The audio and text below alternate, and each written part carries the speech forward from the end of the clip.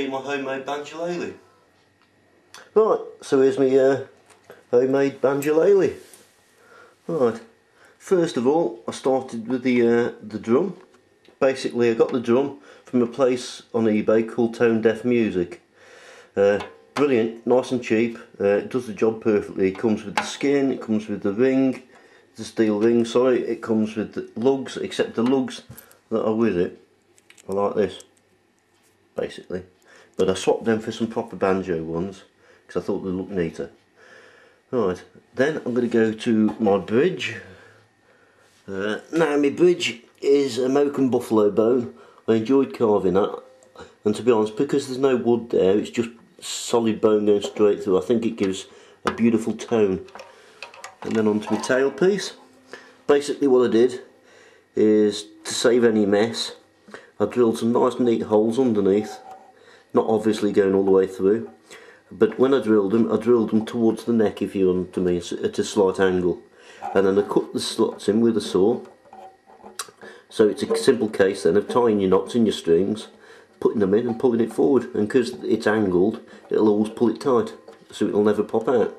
Right, and how I made this is basically a block of wood underneath which is shaped to the drum, and then from that block of wood you've got a piece of dowel running straight through, and then what I used is a pin.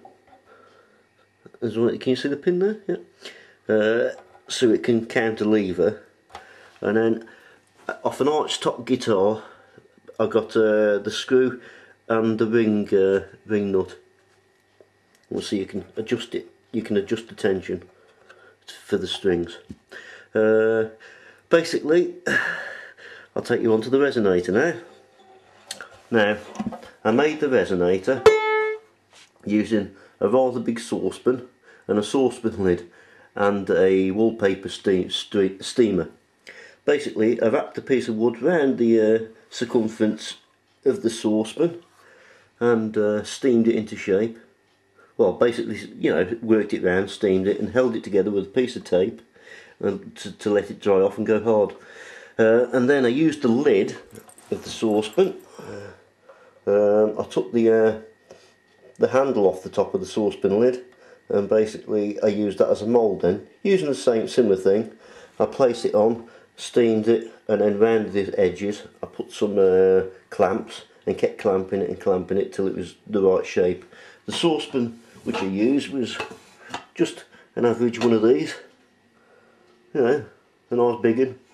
I took that off. If you haven't gone about, I'll just show you the inside of it. Right, here's the inside of it. Basically I've put a block of American black walnut there, a block of American black walnut there. I made a perch rod and I got one of them square nuts and I just inserted it there and finished it off with a bit of pearl, just to make it look neat, you know. And this mechanism is just a wedge mechanism. I cut the same shape there as that, so I wedge it in there and push it back and screw it on to one of the original lugs which it came with the drum, as you can see there. Oh, getting the wrong way. And you can see that's what I used there anyway. Anyway, I'm just going to put the lid back on. Right, and the way I put the pearl in, basically what I did is I cut the shape of the pearl first. I glued the bits on with just a little bit of glue, and then what I did is I cut round it with a scalpel, you know, just marked it carefully with a scalpel, and then I moved the pieces of pearl, and then I had a nice ghost image of the wood that I needed to cut out then, you see. So that's how I laid the pearl. I used quite a few different types of pearl, but I'm quite pleased with the after finish. It's quite good really. At the neck, basically what I did when I started this project, I bought a big bulk load of walnut because I just thought it'd look nice. I'll get a bit closer, you can see the grain of it. It's a really nice grain, I think. Basically what I did, across there is basically a plank of wood, put a block there, I cut the angle off so it'll be the same angle as the headstock, as you can see. Yeah, and basically hexagonal, cut the wood it's like a big hexagonal, and then rounded it off then basically. So I thought rather than force a ukulele neck to fit it, I thought I'd make a neck that actually fitted it, if you know what I mean. And that way there's no mucking about then. So anyway, a bit unusual, but with the neck I thought I'd go for a bit of mahogany, so to give me that nice grain. I just really like the look of that grain. And I did the same thing, laid pearl on, cut round it, glued it in, flattened it off.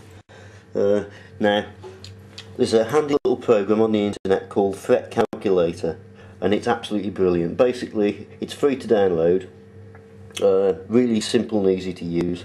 Basically, you do your research, find out what scale you want. This one is a concert, and basically you tell it how many frets you want in, and it'll calculate where the frets need to go for you. And what's even more handier, it'll print a scaled picture so it's perfect to scale. So all you need to do is put that on your piece of wood and mark it, but it's always good to cross-reference it and measure it from the top just to make sure.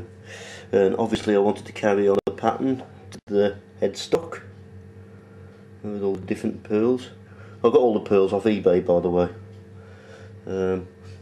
A bit of that albine and freshwater pearl. Yeah, that's it really. Okay. Yes, the ring. When I made the resonator, basically there's a big gap here, as you can imagine. So what I did, I made a thick cardboard template, and then basically I put the cardboard template onto a sheet of aluminium which I brought for very cheaply from a local shop, and then I just got a Dremel then and cut the shapes out to follow the pattern on down here as well. That was quite handy. Right, here's my banjo, as you can see.